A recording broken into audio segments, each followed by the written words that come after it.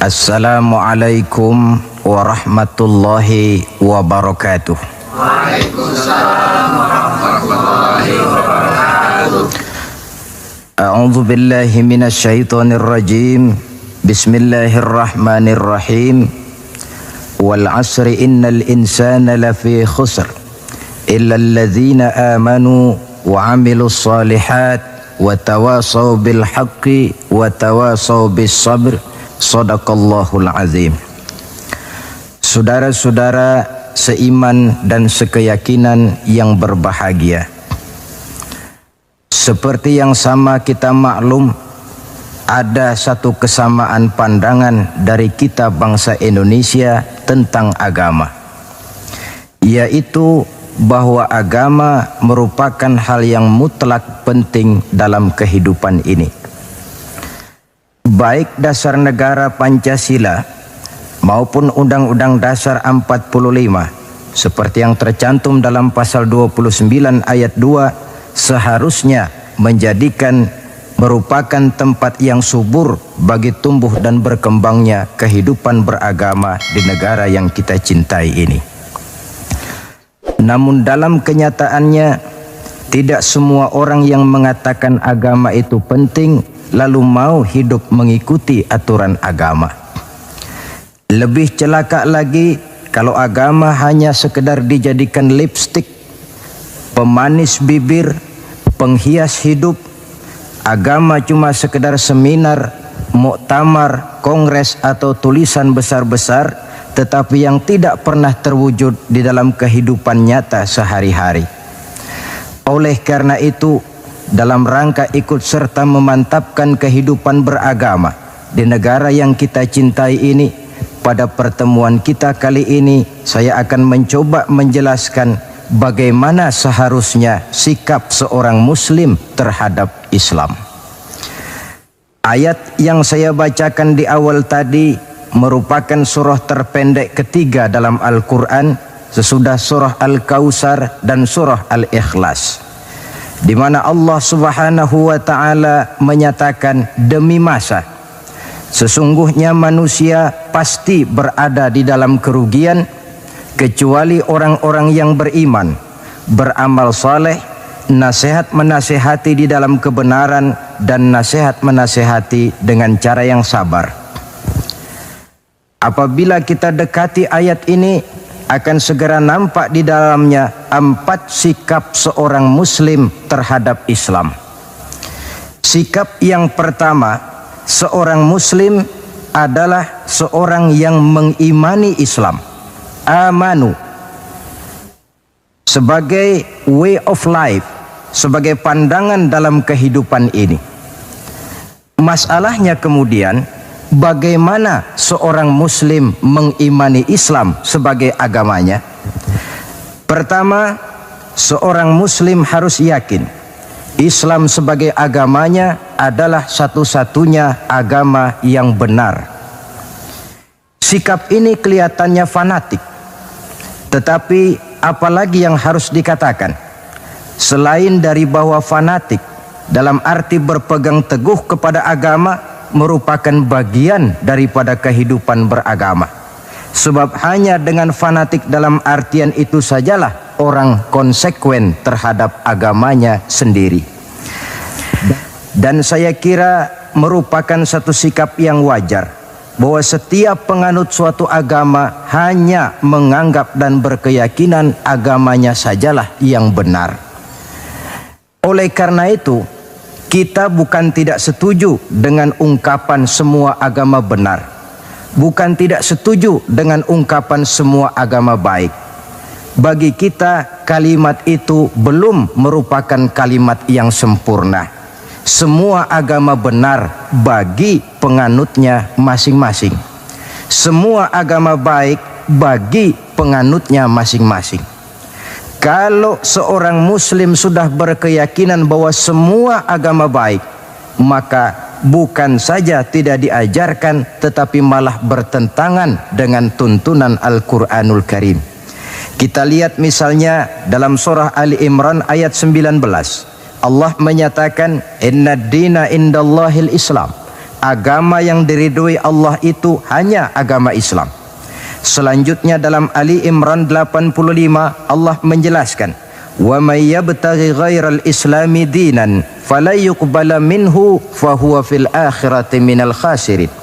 Orang yang mencari agama selain daripada Islam, maka agamanya tidak akan diterima dan di akhirat nanti dia akan termasuk ke dalam golongan orang-orang yang merugi.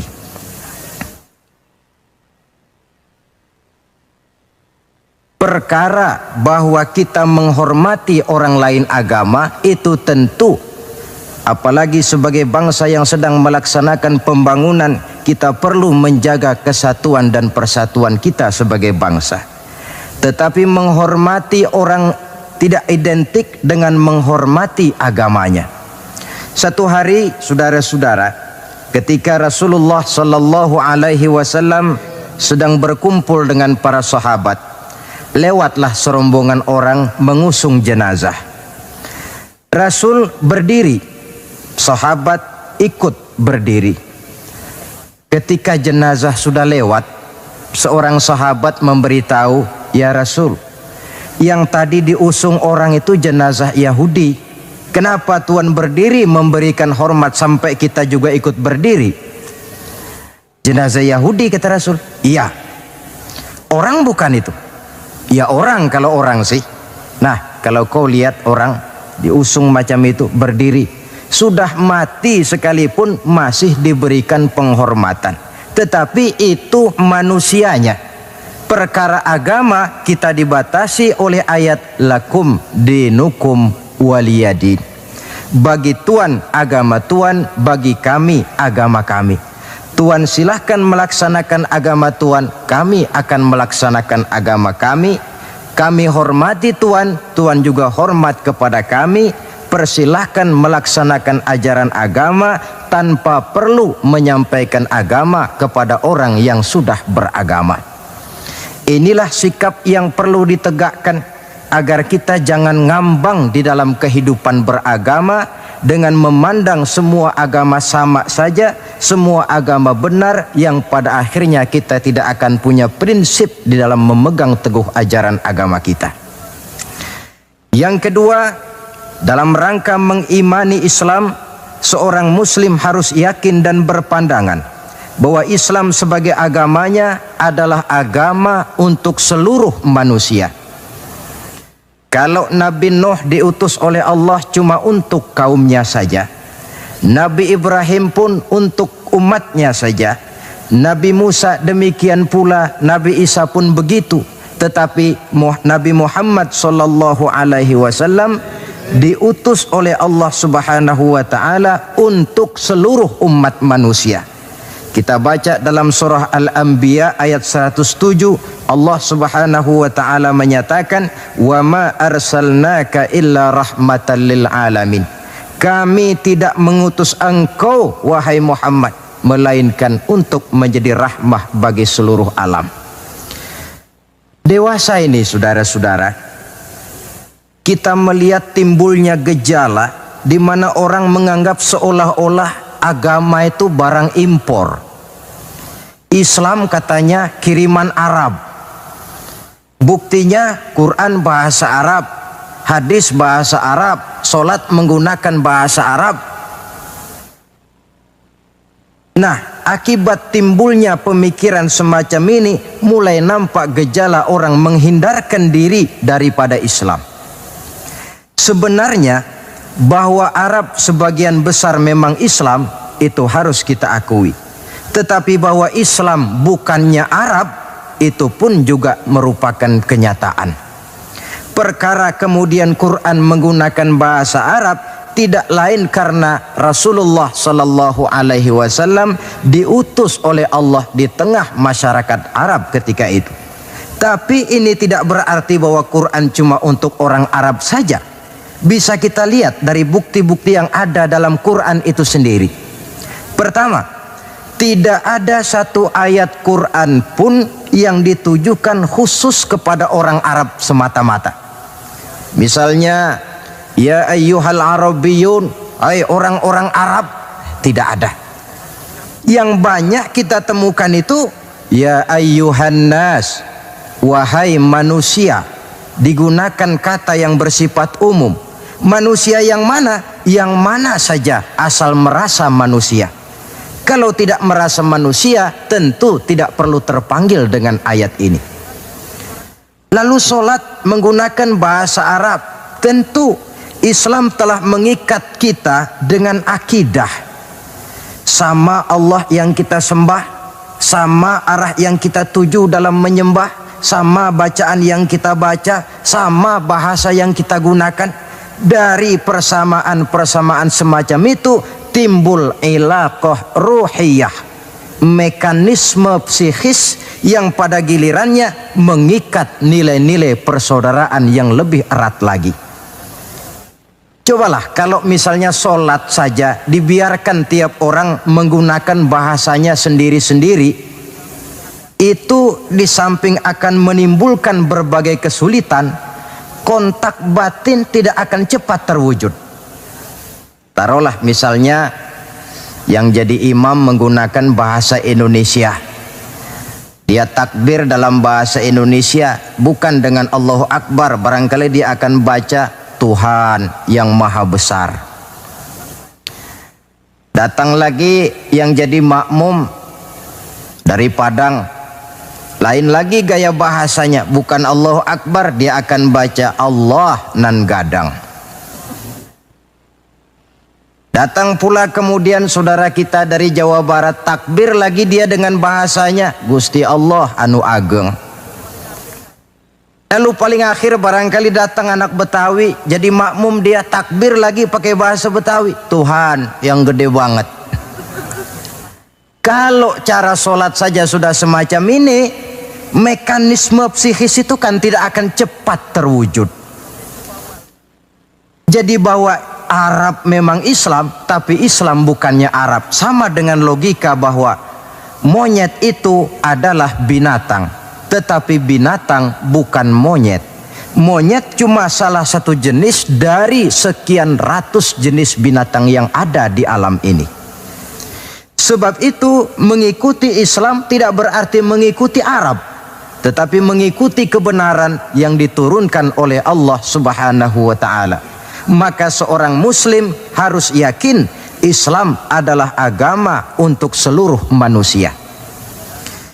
Yang ketiga, dalam rangkaian mengimani Islam, seorang muslim harus yakin dan berpandangan Islam sebagai agamanya adalah agama terakhir yang dibawa oleh Rasul terakhir. Tidak ada Rasul sesudah beliau dan tidak ada agama lagi sesudah Islam. Dalam surah Al-Ahzab ayat 40 kita temukan penjelasan dari Allah Subhanahu wa ta'ala, "Maka Muhammadun aba ahadim min rijalikum walakin Rasulullah wa khataman nabiyyin." Muhammad itu bukan bapak dari salah seorang kamu. Ia adalah utusan Allah dan penutup para nabi. Sebagai konsekuensi daripada ini ialah bahwa jikalau di zaman sekarang ini ada orang mengaku menjadi nabi, ada orang mengaku menjadi rasul, biar serbannya besar, biar jubahnya hebat, biar jenggotnya nyengser sampai ke bawah, biar bahasa Arabnya fasih, mengaku dia menjadi rasul, kita wajib untuk tidak percaya. Sekali lagi, kita wajib untuk tidak percaya. Ini sebagai konsekuensi bahwa kita yakin Islam agama terakhir. Yang keempat, dalam rangka mengimani Islam, seorang muslim harus yakin Islam sebagai agamanya adalah batas kemungkinan. Apakah seseorang bisa mendapat ampunan Allah atau tidak? Dengan kata lain, Islam adalah batas antara sorga dan neraka. Ada orang yang tidak terlalu simpati kalau kita memvonis masalah agama dengan sorga dan neraka. Tetapi sebenarnya memang itulah hakikat daripada kehidupan beragama. Itulah terminal akhir. Agama itu masalah halal dan haram, masalah benar dan salah, masalah hak dan batil, dan pada penghujungnya masalah sorga dan neraka. Dalam Islam artinya dalam tauhid. Dalam tauhid artinya dalam daerah kemungkinan memperoleh ampunan. Di luar Islam, di luar tauhid. Di luar tauhid, syirik. Sedangkan syirik merupakan dosa yang tidak berampun. Kita baca dalam surah An-Nisa ayat 48 yang diperkuat pada surah yang sama ayat 116.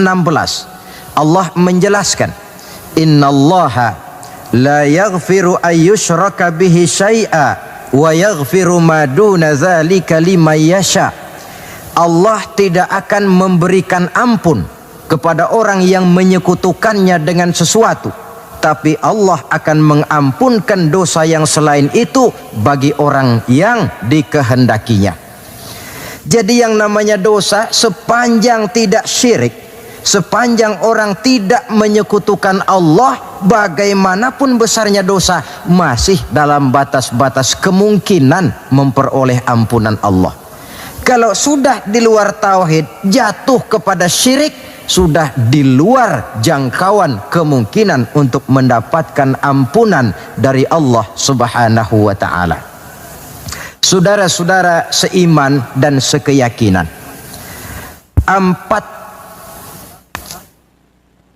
empat cara di dalam kita mengimani Islam ini pada gilirannya akan memberikan warna di dalam kehidupan kita. Nilai-nilai iman semacam inilah yang kita kehendaki agar kita selamat daripada kerugian seperti yang dijelaskan Allah dalam awal surah Al-Asr itu tadi. Nah, sekarang sikap yang kedua. Bagaimana sikap seorang muslim terhadap Islam setelah amanu, setelah dia mengimani Islam? Yang kedua, wa amilus shalihat. Seorang muslim adalah seorang yang mengamalkan Islam. Sebab apa? Kita tentu maklum, iman konsepsi ideologis yang bersifat abstrak, sedangkan amal refleksi yang ditimbulkan oleh nilai-nilai iman itu. Iman ibarat strom, tidak nampak oleh pandangan mata zahir. Kita tidak bisa melihat strom itu. Yang bisa kita lihat gejala yang ditimbulkan oleh strom, baik dalam bentuk terang misalnya, suara, gema, gerak, dan sebagainya. Iman tentu saja tidak kelihatan, tapi bisa dinilai dari amal yang dikerjakan oleh orang. Artinya, kalau ada iman, tentu dia beramal. Iman mendorong manusia untuk beramal. Itulah sebabnya dalam banyak ayat-ayat Al-Quran, kata-kata amanu selalu berangkaian dengan wa amilus shalihat. Amanu wa amilus shalihat, sebagai pertanda bahwa iman dan amal merupakan hal yang tidak terpisahkan satu sama lain. Nah, untuk bisa hidup mengamalkan Islam, tentu harus didahului dengan mengilmui Islam. Sebab bagaimanapun juga mengamalkan Islam tanpa didasari oleh mengilmui Islam, maka besar kemungkinan amaliyah kita akan sia-sia adanya. Yang akan rugi tentu kita sendiri.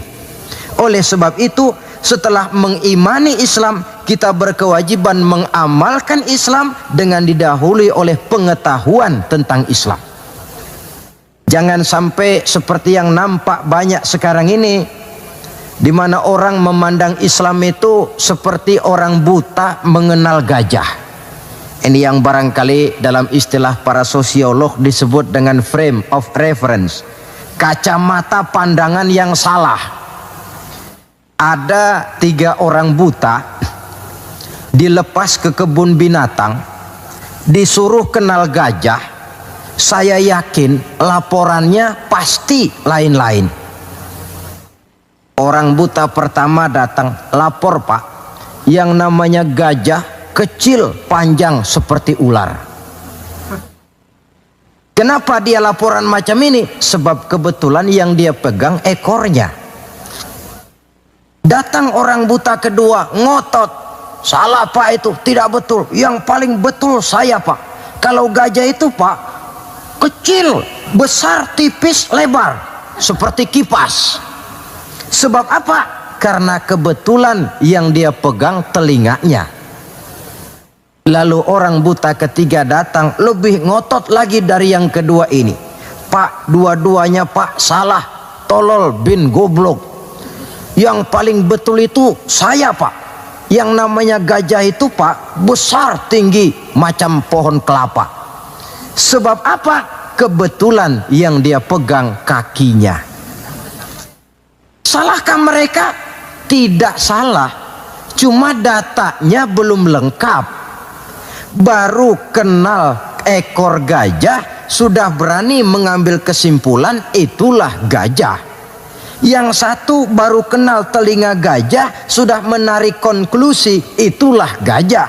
Dan yang lain baru tahu dan baru kenal kaki gajah sudah mengemukakan pendapat itulah dia gajah.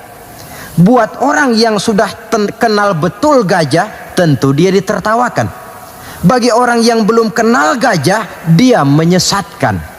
Hal semacam ini bukan saja tidak mendidik, tetapi pada akhirnya akan membingungkan orang yang belum kenal kepada gajah. Dengan kata lain, di dalam mengilmui Islam, kita harus berupaya melihat dan memandang Islam itu secara totalitas, secara keseluruhan, memandang dan melihat Islam dari berbagai seginya. Sehingga dengan demikian akan terbuka nuansa pandangan mata kita melihat kebesaran, kelengkapan dan kesempurnaan daripada ajaran agama kita sendiri.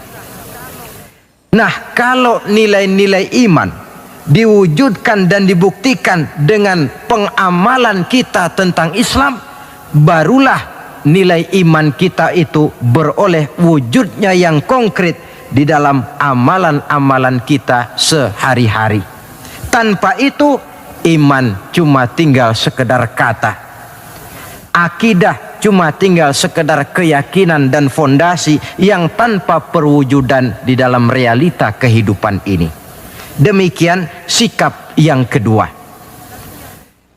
Lalu yang ketiga, saudara-saudara, setelah mengimani Islam kemudian mengamalkan Islam, seorang muslim harus mendakwahkan Islam. Tawasau bil haqqi, nasihat menasihati di dalam kebenaran. Pada hakikatnya setiap kita ini mubaligh. Setiap kita berkewajiban menyampaikan dakwah kepada orang yang belum atau kurang mengetahui suatu persoalan yang kebetulan kita lebih mengetahui tentang itu. Tidak ada masalah kita berdakwah dengan menguraikan bismillah misalnya, kalau pendengar kita kebetulan orang yang belum mengerti bismillah. Dengan demikian akan terjadi pemerataan pemahaman agama. Tidak perlu harus selalu jadi mubaligh. Kalau kita kebetulan seorang pedagang, lalu dalam dunia perdagangan kita bisa memberikan contoh bagaimana seharusnya seorang muslim berdagang, maka kita sudah mendakwahkan kepada orang lain bagaimana cara dagang menurut Islam. Dakwah bil hal namanya, di mana setiap pribadi muslim menjadi iklan daripada agamanya.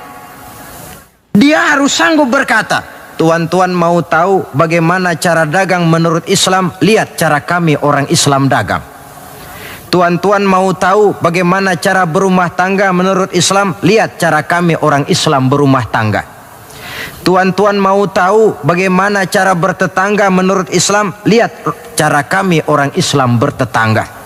Seorang muslim menjadi iklan daripada agamanya. Dakwah bil hal, dakwah dengan perbuatan langsung, memberikan contoh kepada masyarakat bagaimana tuntutan kehidupan beragama yang kita laksanakan dalam kehidupan sehari-hari. Saudara-saudara seiman dan sekeyakinan yang saya cintai, Itu sebabnya Allah Subhanahu wa taala menjelaskan dalam surah An-Nahl ayat 125, ud'u ila sabili rabbika bil hikmah wal mau'izatil hasanah wajadilhum billati hiya ahsan inna rabbaka huwa a'lam biman dhalla an sabilih wa huwa a'lamu bil muhtadin. Berdakwahlah kamu, ajak manusia ke jalan Allah. Bagaimana caranya? Pertama, bil hikmah, dengan cara bijaksana. Bagaimana cara yang bijaksana itu? Baik Al-Quran maupun As-Sunnah banyak menjelaskan pola-pola kebijaksanaan dalam pelaksanaan dakwah.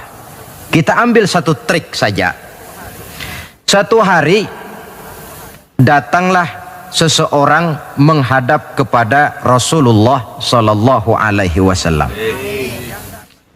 Yang datang ini, kalau istilah sekarang, biang okem.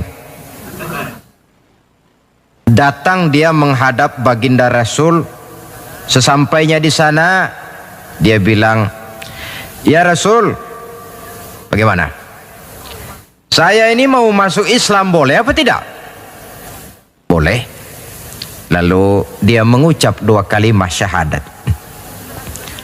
Setelah selesai mengucap 2 kalimat syahadat, dia berkata lagi, ya Rasul, saya sekarang sudah masuk Islam.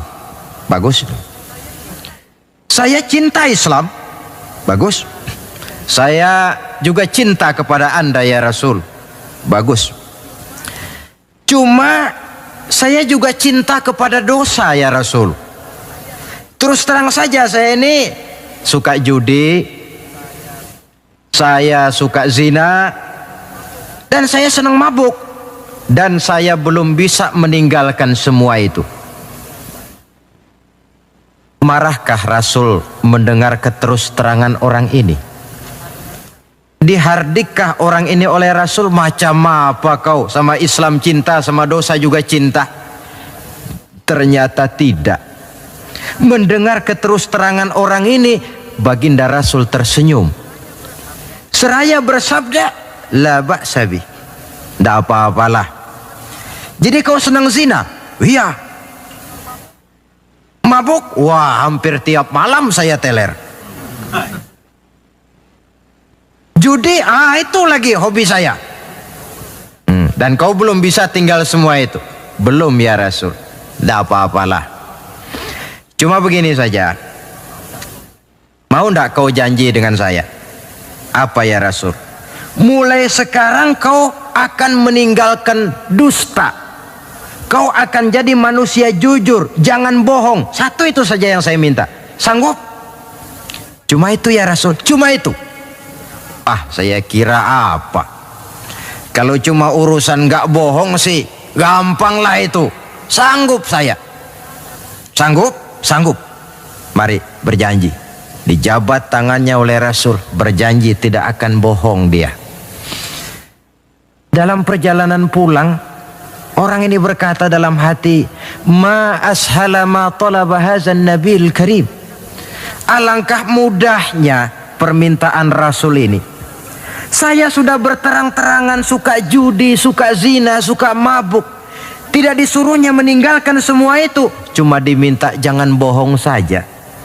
Dia kira orang nggak bohong itu gampang.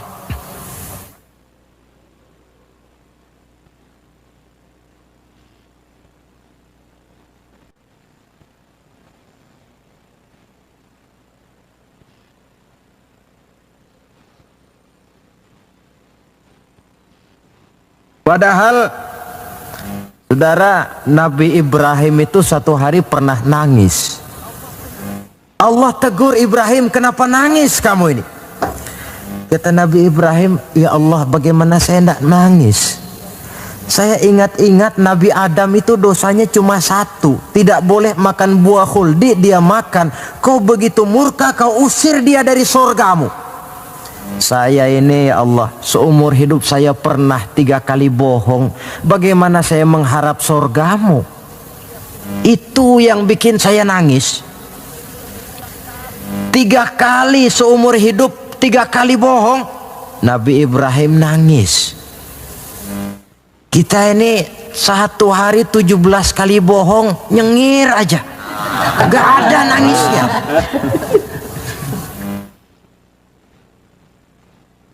Saudara hadirin,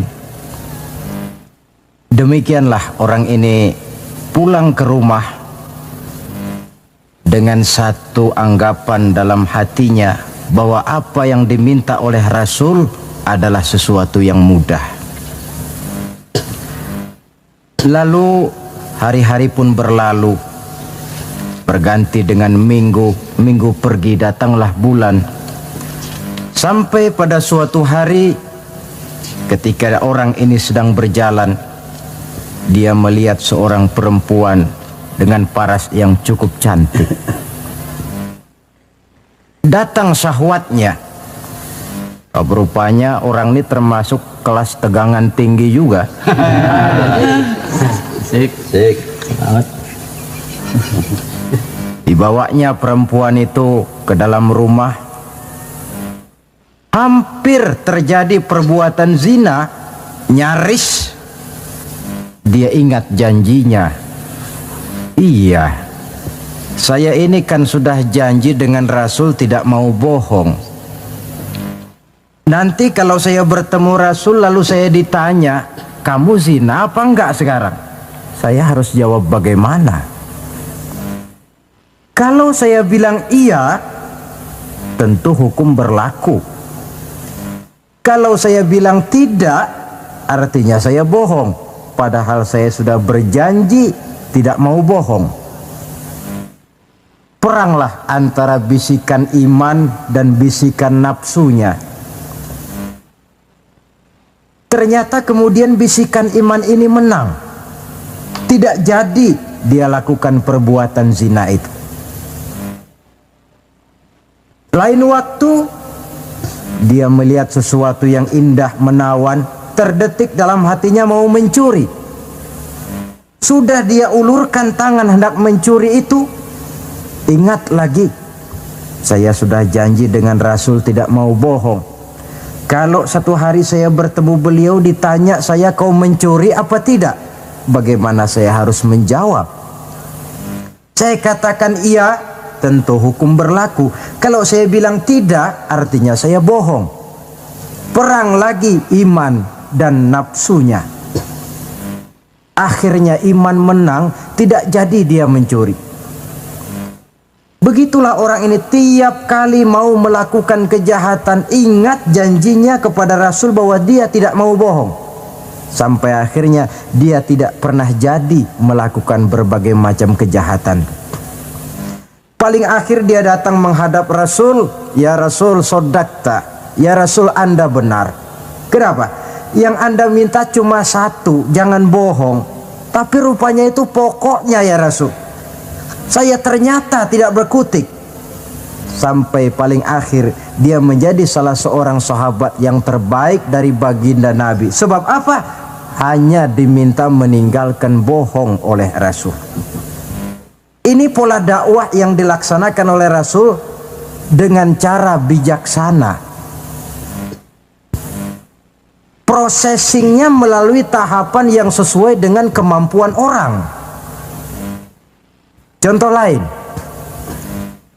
satu hari datanglah seorang sahabat melapor, halak tuh ya Rasulullah, wahai Rasul celaka saya ini. Ma'ahlakaka, apa yang bikin kamu celaka? Dia bilang, waqa'tu ala imra'ati fi Ramadan.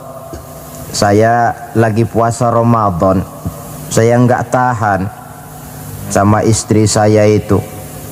Lalu nyelonong ya Rasulullah.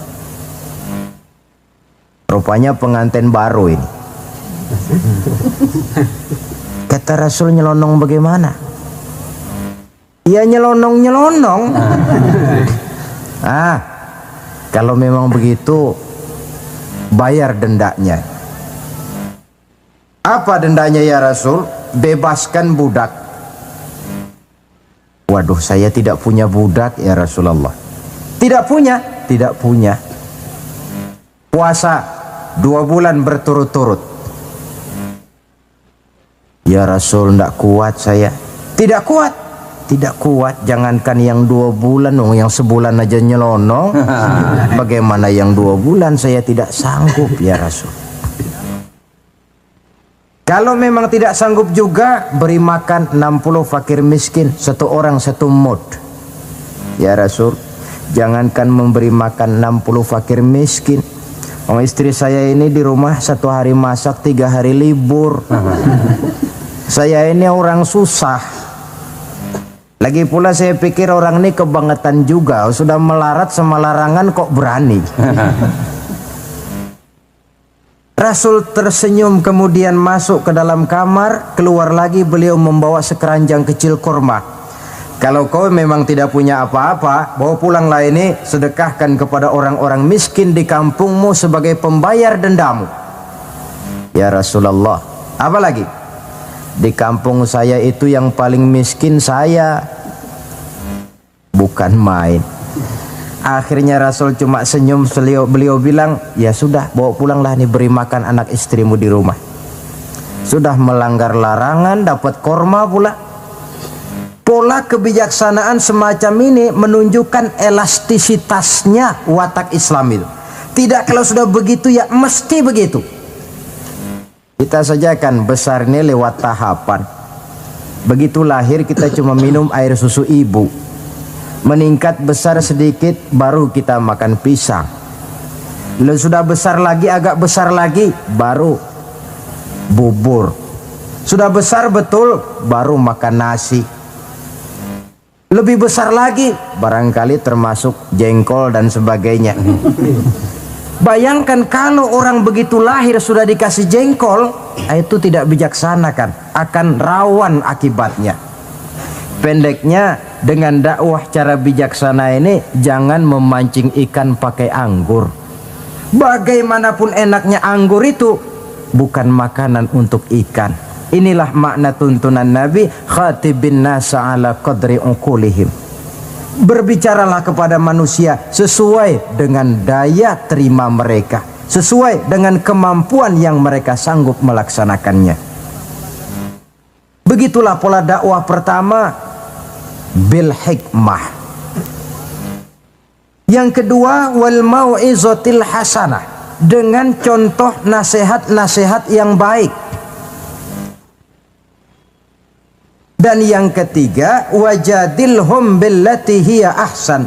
Kalau memang perlu berdebat, perlu berbantah, debatlah dengan cara yang terbaik. Bukan dengan sentimen, tapi dengan argumen. Bukan dengan tujuan untuk mencari kemenangan, tetapi untuk mencari kebenaran. Sehingga dengan demikian, saudara-saudara, seorang muslim harus tegak mendakwahkan Islam sesuai dengan bidang dan kemampuannya masing-masing. Ini sikap yang ketiga. Lalu sampai kepada sikap yang keempat, bagaimana seorang muslim sikapnya terhadap Islam, yaitu yang keempat, watawasau bis sabr, bersabar dalam Islam. Setelah kita mengimani Islam, mengamalkan Islam, kemudian mendakwahkan Islam, pada yang keempat, bersabar dalam Islam. Sebab apa? Perjalanan mengimani Islam, mengamalkan Islam, mendakwahkan Islam, bukan perjalanan yang lurus bertabur bunga di kanan kirinya. Jalannya menanjak, penuh onak dan duri. Namun tidak ada perbuatan tanpa resiko. Orang yang berani berbuat harus berani resiko. Mengimani Islam ada resikonya, mengamalkan Islam ada resikonya, mendakwahkan Islam, menegakkan yang ma'ruf, menghancurkan yang munkar pun ada resikonya. Bersabar dalam Islam. Bagaimana orang yang sabar itu? Allah menjelaskan, wa basyiris sabirin allazina iza asabathum musibah qalu inna lillahi wa inna ilaihi raji'un. Orang yang sabar tidak lain adalah orang-orang yang kalau mereka mendapat musibah, terkena satu kesulitan, kembali kepada konsepsi dasar inna lillahi wa inna ilaihi raji'un. Kami berasal dari Allah dan kepada Allah pula kami akan kembali. Bukan ucapan itu yang penting, tapi penghayatannya. Kalau pada satu saat misalnya kita harus melepaskan jabatan yang kita cintai, kembali kepada konsepsi inna lillahi wa inna ilaihi raji'un. Dahulunya pun ketika lahir ke dunia ini, saya tidak membawa jabatan apa-apa. Kalau satu saat kita kehilangan harta benda yang sangat kita sayangi, kembali kepada konsepsi dasar. Dahulunya pun waktu terlahir ke alam ini, saya tidak membawa apa-apa. Inna lillahi wa inna ilaihi raji'un. Di belakang itu lalu baik sangka bahwa musibah, kepahitan dan penderitaan hidup bagaimanapun pedihnya, di belakang itu tentu mengandung hikmah. Cuma barangkali mata kita saja yang agaknya kurang terbuka untuk menelusuri hikmah di belakang itu. Lalu timbul semacam protes. Kenapa kesulitan yang datang menimpa saya? Padahal saya mengimani Islam, mengamalkan Islam, mendakwahkan Islam. Kenapa mesti kesulitan yang saya hadapi? Timbul protes dalam hati. Padahal hikmah di belakang itu tentu ada. Dan setiap muslim menghadapi bagaimanapun besarnya kesulitan, dia harus tetap husnuzon, baik sangka kepada Allah, dengan satu keyakinan di belakang setiap kesulitan mesti ada hikmahnya. Dahulu ada seorang petani, dia selesai bekerja di ladang, istirahatlah dia, tidur di bawah pohon beringin. Di sebelah pohon beringin ini ada pohon labu. Sambil tidur-tiduran dia berpikir, kalau saya lihat-lihat Tuhan ini tidak adil, katanya. Masa pohon beringin pohonnya besar, buahnya kecil. Lalu pohon labu pohonnya kecil, pohonnya kecil kok buahnya besar. Ah, Tuhan bukan arsitek ulung ini. Tidak adil ini. Mestinya supaya enak dilihat itu, beringin yang pohonnya besar, buahnya besar sebesar buah labu. Lalu pohon labu yang pohonnya kecil, buahnya kecil-kecil sajalah sebesar buah beringin. Baru adil rasanya itu. Nah, apa yang terjadi? Rupanya Allah tidak membuktikan kebesarannya. Baru saja selesai dia berpikir Tuhan tidak adil, jatuh sebutir buah beringin tepat menimpa hidungnya. Dia terkejut. Astagfirullahalazim, katanya. Kalau begitu Allah itu benar-benar adil. Coba kalau buah beringin sebesar buah labu, lalu barusan jatuh menimpa hidung saya, rasanya sudah tidak karu-karuan potongan muka saya ini. Baru terbuka pandangan matanya, baru terlontar perkataan Allah Maha Adil setelah dia bertemu dengan pengalaman yang dia rasakan sendiri. Jadi di belakang segala kesulitan itu ada hikmahnya. Di belakang segala kepahitan hidup itu ada manisnya. Maka Allah membimbing kita bersabar dalam mengimani Islam, mengamalkan Islam, dan mendakwahkan Islam. Konsepsi kesabaran kembali kepada satu keyakinan, semuanya datang dari Allah, semuanya pun bakal kembali juga kepada Allah. Kita bisa hidup, berbuat banyak, menjadi ini dan itu, berusaha segala macam lantaran kita hidup. Kita hidup ini lantaran ada roh dalam jasad kita. Roh ini pun sebenarnya kita bukan hak milik mutlak, cuma sekedar hak pakai saja. Kapan waktu diambil oleh si sang pemilik mutlak, tidak ada kekuasaan kita untuk mencegahnya. Yang paling vital macam itu pun tidak ada kemampuan kita mempertahankannya. Apalah lagi yang menempel dalam hidup seperti harta, jabatan dan lain sebagainya. Roh saja kita sudah tidak mampu mempertahankannya. Saudara hadirin yang berbahagia, maka keuntunganlah yang akan diperoleh bagi mereka yang sabar, tabah, ulet dan tahan uji menghadapi segala macam ujian dan cobaan di dalam dia mengimani, mengamalkan dan mendakwahkan Islam. Barangkali orang bertanya, kenapa sih kok orang-orang yang beriman saja yang kelihatannya banyak sekali diuji? Nah, itulah yang masalahnya memang. Justru yang beriman yang diuji. Lagi pula kalau tidak ada imannya, yang mau diuji apanya dong? Tidak ada. Dalam logika sehari-hari jelas saja yang ulangan itu anak sekolah. Kalau tidak sekolah, kira-kira ulangan apa tidak? Ya. Tidak. Kan tentu tidak. Mau naik kelas berapa, mau sekolah saja tidak.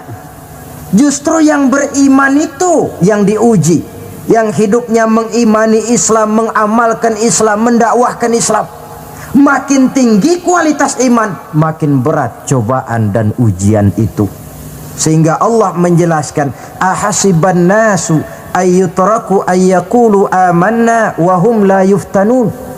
Adakah manusia menyangka mereka akan dibiarkan saja mengatakan amanna, kami mengimani Allah, kami mengimani Islam, wahum la yuftanun, padahal mereka belum diuji lebih dahulu. Artinya, jikalau kita sudah berani berkata saya iman kepada Allah, saya mengimani Islam dengan sepenuh keyakinan, siap-siaplah menghadapi cobaan dan ujian. Dan yang namanya cobaan ini tidak selalu yang berbentuk susah. Wa nabluukum bil khairi wasyarri, kata Allah, kami akan coba, kami akan uji kamu dengan yang enak dan dengan yang tidak enak. Jadi bukan cuma sakit cobaan, sehat juga ujian. Bukan cuma miskin ujian, kaya pun cobaan. Tidak punya uang, cobaan. Banyak uang, ujian. Tapi kan belum pernah kita dengar ada orang bilang, Pak, saya lagi diuji oleh Allah. Kenapa? Uang saya lagi banyak, Pak. Belum ada orang berkata macam begitu. Kalau sudah bangkrut, pailit, nah barulah dia merasa diuji Allah. Dan dalam kenyataan banyak orang lulus ketika diuji dengan kemiskinan, tapi gagal berantakan setelah dia dicoba dengan kekayaan.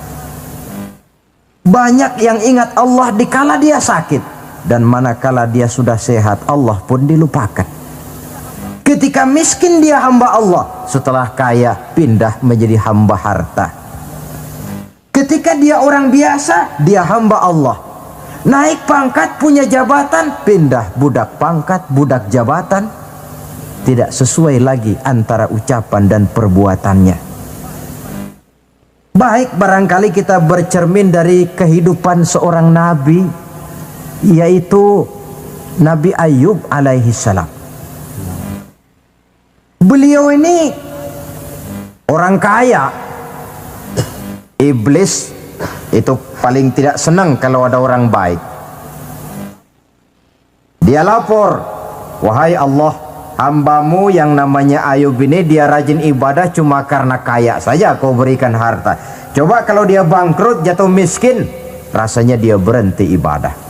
Ah, iblis, aku tahu Ayub itu hambaku yang ikhlas. Saya buktikan ya Allah, silakan. Turunlah iblis ke alam ini. Mula pertama yang dia rusak adalah harta benda Nabi Ayub. Sawah ladang dibikin rusak, binatang ternak binasa, sehingga dalam waktu relatif singkat jatuhlah Nabi Ayub dari orang paling kaya menjadi orang paling miskin. Kalau orang miskin jadi orang kaya, itu rasanya tidak terlalu, ya paling-paling lupa diri. Tapi kalau sudah dari kaya, tahu-tahu jatuh miskin, ini yang kalau kurang-kurang kuat kan bisa mengalami semacam mental breakdown, mengalami komplikasi. Waktu itu Nabi Ayub sedang ibadah di mihrab dalam masjid, datang iblis. Saudara Ayub, iya. Sedang ibadah ya? Iya. Menyembah Allah? Iya. Tahu nggak kau ini? Kenapa? Allah yang sedang kau sembah ini dia sudah bikin miskin kamu. Sawah ladangmu rusak, binatang ternakmu binasa, dan kau sekarang sudah jadi orang paling miskin. Buat apa menyembah Tuhan macam itu yang sudah bikin miskin kamu? Inilah iblis ini, kepada Nabi Ayub bicaranya lain, kepada Allah bicaranya lain. Kata Nabi Ayub, benar itu. Benar. Sawah ladang saya rusak. Iya. Binatang ternak saya binasa. Iya. Dan saya sekarang jadi orang paling miskin. Betul. Kata Nabi Ayub, beliau malah tidak mengucapkan innalillah. Yang beliau ucapkan apa? Alhamdulillah allazi a'tani wa akhaza minni. Alhamdulillah, segala puji bagi Allah yang telah memberikan harta kepada saya dan sekarang Allah pula yang mengambilnya. Allah yang memberi, Allah yang mengambil. Tidak ada masalah bagi Allah. Iblis cuman ibadah jalan terus. Kembali beliau ibadah. Keki bukan main iblis ini. Inilah sebagian dari cerminan orang yang punya fondasi dan kesadaran kepada penghayatan tentang kalimat inna lillah wa inna ilaihi raji'un. Kadang-kadang kita cuma sekedar ucapan tanpa penghayatan. Terkena musibah mulutnya sih tidak berhenti innalillah, tapi nangisnya juga tidak mau berhenti. Tidak diiringi dengan kesadaran dari Allah segalanya berasal dan kepada Allah segalanya pun juga akan kembali. Nah, kalau sadarlah kita bahwa tidak ada satu perbuatan tanpa resiko, dan resiko dalam mengimani, mengamalkan dan mendakwahkan Islam merupakan sesuatu yang indah. Yang kalau kita hadapi dan kita modali dengan sabar, tentu buahnya akan nikmat kita rasakan dalam perjalanan hidup ini. Tanpa kesabaran, maka boleh jadi usaha kita pun akan sia-sia. Bukankah Imam Ali karramallahu wajhah pernah mengatakan, haqqun bila nizamin yaghlibuhul batil binizamin.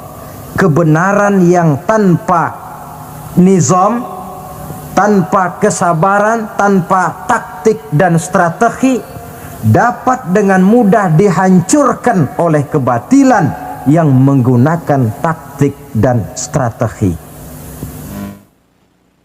Tentu kita menginginkan nilai-nilai Islam ini tegak di masyarakat, tapi ini merupakan processing yang bukan seperti orang makan pisang.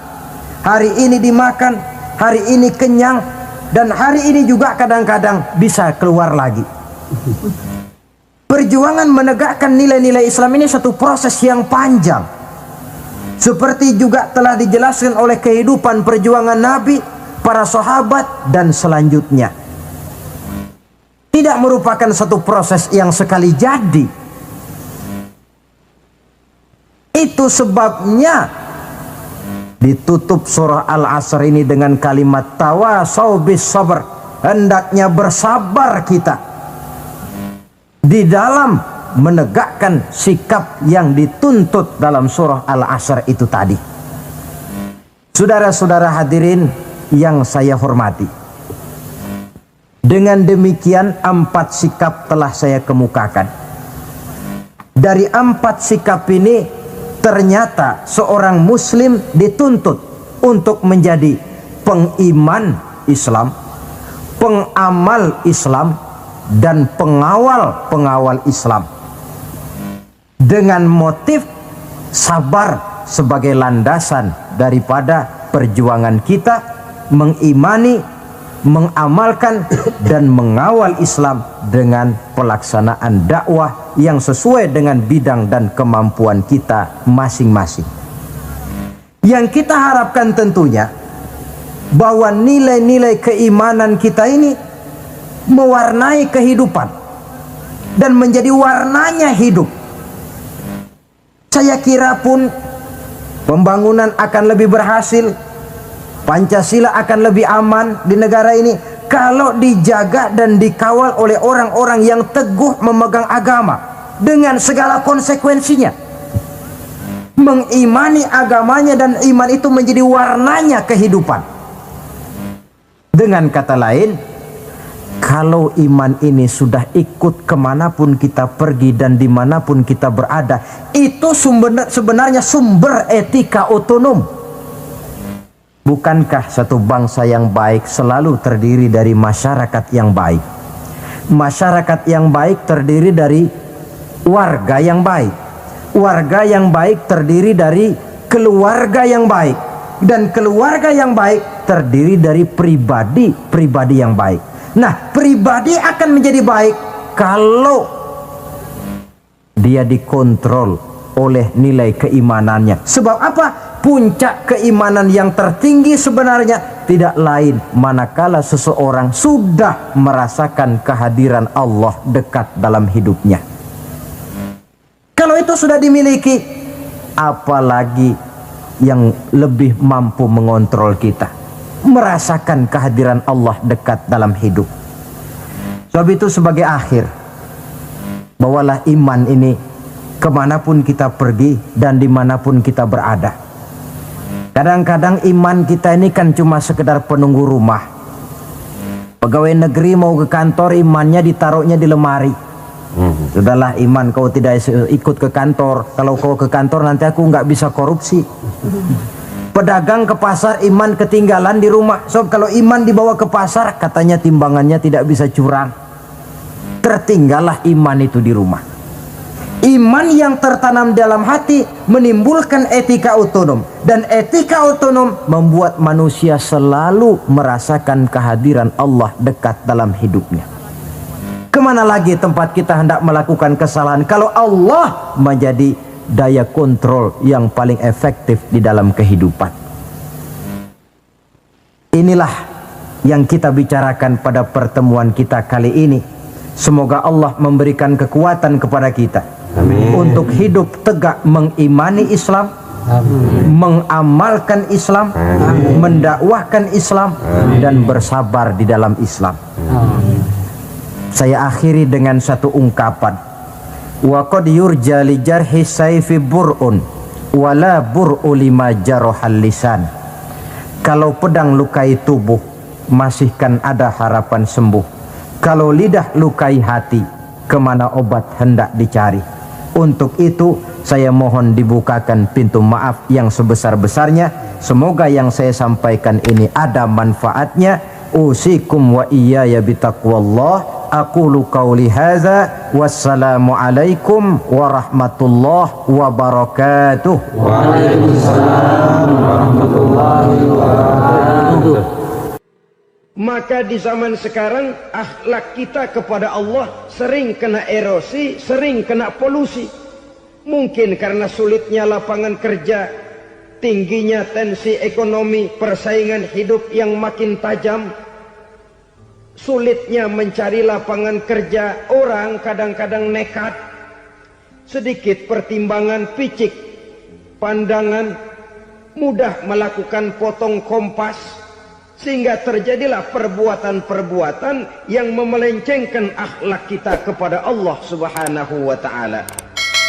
Kadang-kadang terjebak mempercayai selain daripada Allah. Kadang-kadang terjebak di dalam mengagungkan yang selain daripada Allah lebih dari yang seharusnya. Terkenalah akhlak kita kepada Allah jaringan-jaringan erosi dan polusi. Kufur sebagai lawanan daripada tauhid merupakan sifat daripada orang yang tidak berakhlak kepada Allah. Bentuknya pertama bisa syirik. Syirik itu artinya meyakini ada Tuhan lain selain daripada Allah. Itu yang namanya syirik. Jadi percaya Tuhan ada, cuman Tuhannya kelebihan. Itu yang disebut syirik, dan itu merupakan cerminan dari akhlak yang rusak kepada Allah Subhanahu wa taala. Berkeyakinan Tuhan lebih dari satu, berkeyakinan bahwa Tuhan itu beranak atau diperanakkan, atau mengagungkan sesuatu sama dengan Allah, atau menjadikan yang selain Allah sebagai tujuan akhir daripada perjalanan kehidupan ini, maka itu sudah terjebak kita dalam musyrik. Dan syirik satu dosa yang tidak berampun. Bahasa kasarnya, yang namanya syirik itu jenis bapak moyangnya dosa. Saudara-saudara, sebab itu saya pesan, kalau memang terpaksa, biasanya yang tinggal di kota-kota besar itu kalau tidak kepengen dosa kan susah. Kalau terpaksa harus bikin dosa, cari yang kecil-kecil saja, yang kira-kira taubatnya gampang. Umpamanya pulang sholat Jumat nukar sendal, umpama, yaitu jelas dosa. Tapi dosa yang taubatnya agak mudah. Jangan sampai terjebak ke dalam syirik, menyekutukan Allah. Kalau sudah menyekutukan Allah, Allah dimadu, murka benar Allah kepada kita. Innallaha la yaghfiru ayyushraka bih wa yaghfiru ma duna dzalika liman yasha. Allah tidak akan memberi ampun kepada orang yang menyekutukannya dengan sesuatu, tapi Allah mau mengampunkan dosa yang selain itu bagi orang yang dikehendakinya. Jadi orang-orang yang sudah terjebak syirik, menyekutukan Allah, meyakini ada Tuhan lain selain daripada Allah, meyakini Tuhan beranak atau diperanakkan, bagaimanapun baiknya mereka di dunia, bagaimanapun sosial jiwanya, bagaimanapun pemurah tangannya memberikan santunan dan pertolongan kepada orang lain, kalau sudah syirik, seluruh nilai kebaikannya akan tidak ada gunanya lagi. Karena tidak ada tempat nilai kebaikan itu bergantung. Sedangkan kita berbuat baik agar diterima oleh Allah. Kalau Allahnya marah kepada kita, siapa yang akan menerima nilai kebaikan itu sendiri? Ini bentuk yang pertama. Yang nyata-nyata menyembah berhala, syirik. Yang nyata-nyata beriktikad Tuhan lebih dari satu, syirik. Atau yang tersamar. Yang tersamar itu yang sering jadi penyakit kita. Saya sejak ada perkutut ini di rumah, perkutut. Saudara-saudara, yang merusak akhlak kepada Allah, yang merusak tauhid setelah syirik, bisa juga berbentuk nifak. Nifak itu sifatnya, orang yang punya sifat nifak disebut munafik. Asal katanya dari nafakun. Nafakun itu satu lubang yang punya dua muka, seperti goa, ada tempat masuk, ada tempat keluar. Maka munafik orang yang punya dua muka. Kalau bahasa kita, pandai bermain minyak di atas air. Manis jika berhadapan, balik belakang lain bicara. Sehingga apa yang dinamakan nifak, kata Imam Ali Al-Jurjani dalam kitab ta'rifatnya, izharul imanu bil lisan wa kitmanul kufri bil qalbi. Menyatakan, menampakkan iman dengan lidahnya, tapi menyembunyikan kekafiran dalam hatinya. Dengan kata lain, lidahnya mah iman, hatinya mah kafir. Padahal hati itu yang dilihat, padahal hati itu yang dinilai. Kenapa lidahnya mengaku iman? Ya mungkin karena kepepet, mungkin karena kepentingan, mungkin karena ingin mencari kelemahan orang, lalu dia pura-pura beriman. Tapi sesungguhnya hatinya kufur. Ini merupakan penyakit munafik. Dan terus terang, menghadapi orang munafik jauh lebih berat daripada menghadapi orang kafir. Kenapa? Munafik ini kan musuh dalam selimut. Mau dibilang musuh nyata-nyata, apalagi di zaman Rasul ya, ketika periode Madinah, berat sekali menghadapi orang munafik. Mau dibilang kafir, kalau ketemu assalamualaikumnya medok juga. Mau dibilang mukmin, di belakang ngegerundel. nyari-nyari penyakit, nyari-nyari lantaran, mencari-cari gara-gara. Kalau kafir jelas kafirnya, kalau musyrik jelas musyriknya. Tapi munafik, di depan kita dia mengaku beriman, di belakang kita dia caci maki kita. Maka demikian rupa watak orang munafik Allah benci betul. Sampai dalam Quran orang munafik itu divonis innal munafikin fid darkil asfal minan nar. Orang-orang munafik di dasar jurang neraka yang paling bawah, keraknya neraka. Saudara-saudara kaum muslimin rahimakumullah. Sebab munafik sangat berbahaya, membahayakan umat, membahayakan agama. Di depan kita mereka ngaku pura-pura beriman. Kalau pidato luar biasa, memuji agama setinggi langit, menampakkan seolah-olah dia orang yang dekat dengan agama. Saudara-saudara, agama penting, agama mutlak. Tapi yang ngomong begitu agamanya apa? Remeng-remeng. Cuma sekedar lipstick, cuma sekedar dekorasi, cuma sekedar kamuflase. Buat ngibuli orang lain, dia mengaku beragama, mengatakan agama mutlak, menganggap agama penting, seolah-olah memperhatikan benar tentang tatanan kehidupan beragama, tapi sebenarnya di hatinya tidak lebih berkecamuk penyakit-penyakit kufur. Maka sifat munafik ini termasuk menodai tauhid, artinya merusak akhlak kita kepada Allah Subhanahu wa ta'ala. Sifat yang ketiga yang juga merusak akhlak kita kepada Allah dinamakan riddah. Riddah itu sifatnya, orang yang punya sifat riddah disebut murtad. Murtad keluar dari Islam. Keluar dari Islam tentu tadinya di dalam Islam. Oleh satu perbuatan dia bisa menjadi murtad. Misalnya tadinya dia iman benar kepada Allah, tapi melarat. Kadang-kadang sehari masak, 3 hari libur. Akhirnya oleh kesulitan ekonomi dia tidak kuat. Ada yang menawarkan kebaikan, dibawain supermi, dibawain obat-obatan, diberikan beras. Goyah imannya. Keluar dia dari Islam, ikut agama orang yang memberikan pertolongan kepadanya, memilih kesenangan sebentar dengan mengorbankan kebahagiaan yang kekal. Maka orang semacam itu riddah sifatnya, murtad orangnya, keluar dari Islam. Dan yang menyebabkan kita murtad bukan cuma orang nyata-nyata memproklamirkan diri keluar dari Islam tapi lalu mengikuti agama orang lain. Bukan cuma itu, mengakui ada Rasul lagi sesudah Nabi Muhammad bisa menyebabkan kita murtad. Mengingkari nikmat Allah bisa menyebabkan kita murtad. Meyakini semua agama benar bisa menyebabkan orang menjadi murtad. Meragukan kesempurnaan dan kelengkapan Al-Quran bisa menyebabkan orang jadi murtad. Mengingkari sunnah bisa menyebabkan orang menjadi murtad. Banyak hal-hal yang bisa mendatangkan penyakit riddah dan membuat pelakunya menjadi murtad. Dan ini menodai akhlak kita kepada Allah Subhanahu wa ta'ala. Itu tadi kufur iman, saudara-saudara. Nyata-nyata mengingkari Allah, baik dalam bentuk syirik, nifak, ataupun riddah. Kufur yang kedua dinamakan kufur nikmat. Apa itu kufur nikmat?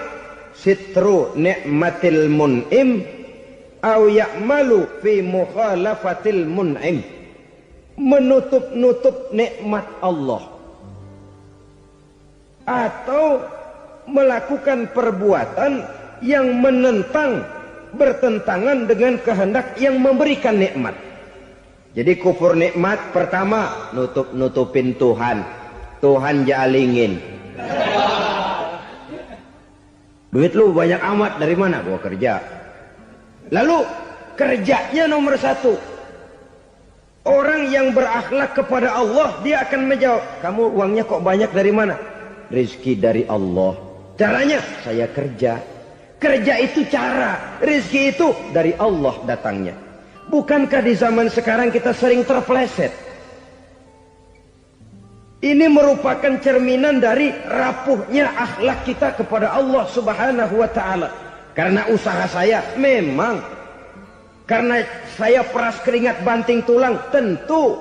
Tapi sadarkah kita bahwa sepanjang yang bisa kita lakukan cuma berusaha, peras keringat banting tulang.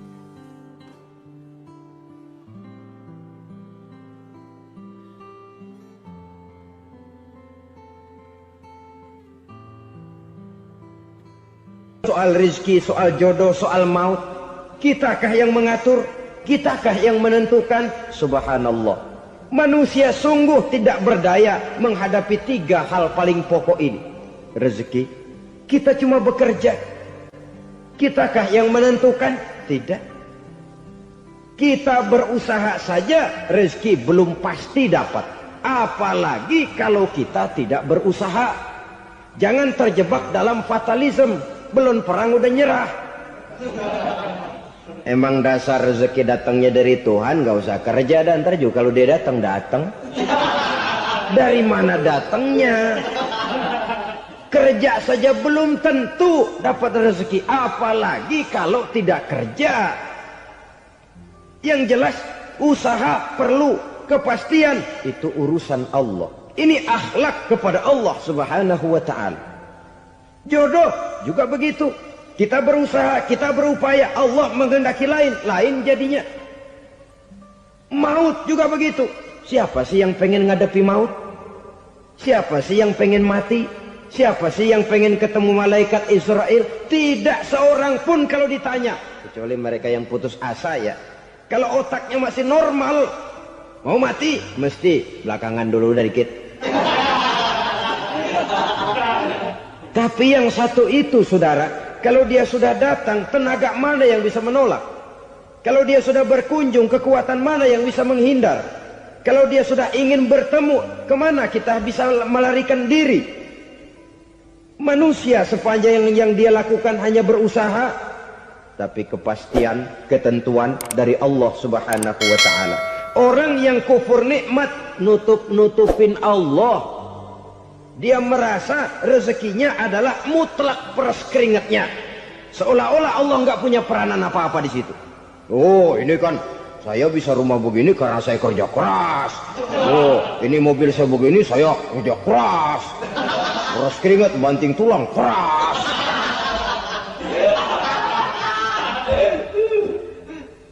Saudara-saudara kaum muslimin rahimahkumullah. Jadi menutupi Allah. Akibatnya nanti kalau dia berhasil, Allah ketutupan. Kalau dia gagal, orang lain dicaci maki, dicari kambing hitam. Yang kambing hitam kan mahal. Karena orang sering cari-cari kambing hitam. Jarang orang mau jujur kalau bertemu kesulitan lalu mencari sebab pada dirinya sendiri. Yang paling enak ya nyalain orang. Lo begitu. Orang lain yang paling enak kita salahin. Au ya'malu fi mukhalafatil mun'im, atau dia melakukan sesuatu yang tidak sesuai dengan kehendak yang memberikannya nikmat. Diberikan kita tangan, mulut sih nggak berhenti, terima kasih Tuhan, alhamdulillah saya dikasih tangan. Cuma nih tangan enteng mat nabokin orang mulu. Itu sudah mukhalafatul mun'im, bertentangan dengan kehendak yang memberikan nikmat. Diberikan harta, mulutnya mah basah, terima kasih Tuhan, alhamdulillah dikasih harta, tapi pelitnya minta ampun. Kikir, koret, medit. Ini juga termasuk kufur nikmat, mempergunakan suatu nikmat bertentangan dengan kehendak daripada yang memberikan nikmat itu sendiri. Saudara-saudara kaum muslimin rahimakumullah. Oleh karenanya kufur iman memang lebih bahaya daripada kufur nikmat. Tapi jangan lupa, kufur nikmat bisa menyeret orang kepada kufur iman. Nah kalau Allah udah dialingin, Tuhan sudah dinomor duain, lama-lama kenapa dia tidak mendewakan dirinya sendiri? Mendewakan pangkatnya, mendewa-dewakan otaknya, mendewa-dewakan kemampuannya. Pada awalnya dia memang cuma kufur nikmat, tapi lambat laun kalau ini tidak diobati secara pasti orang akan mengarah kepada kufur iman. Bisa berbentuk syirik, bisa berbentuk nifak, bisa berbentuk riddah. Saudara-saudara, oleh karena itu menjaga akhlak kepada Allah mutlak penting. Sebab apa? Kita tidak berakhlak kepada manusia saja, kita dikucilkan dari pergaulan. Kalau kita tidak berakhlak kepada Allah, dikucilkan oleh Allah. Hadis qudsi menyatakan, man lam yashkur ala na'mai wa lam yasbir ala balai falyakhruj min tahtis samai falyatlub rabban siwaya. Kata Allah, siapa orang yang tidak mau bersyukur terhadap nikmat yang aku berikan kepadanya dan tidak mau sabar terhadap ujian yang aku berikan kepadanya, falyakhruj min tahtis samai, persilahkan saja keluar dari kolong langitku, waliyatlub rabban siwaya, tolong cari Tuhan lain selain daripada aku. Murka Allah, diusir, cuman gak kedengeran aja. Siapa yang tidak mau syukur terhadap nikmatku, siapa yang tidak mau sabar terhadap ujian yang aku berikan kepadanya, persilahkan keluar dari kolong langitku ini, cari Tuhan lain selain aku. Langit Tuhan yang punya, Tuhan kita lawan, diusir dari kolong langit, mau pindah ke kolong mana?